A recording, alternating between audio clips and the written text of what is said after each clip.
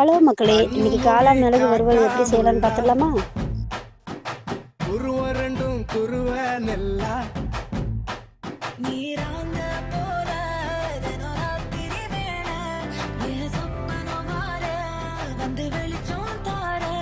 தலகாலே பொரியலையே ஓம்பாச பெரியலையே மனசு ரக்க முளைச்சு பறக்குதையாத்தே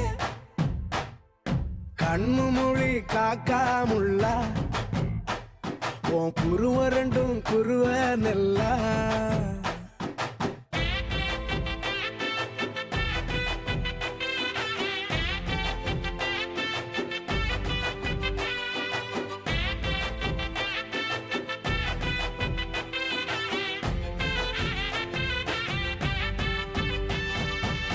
நேசத்துக்கும் பாசத்துக்கும்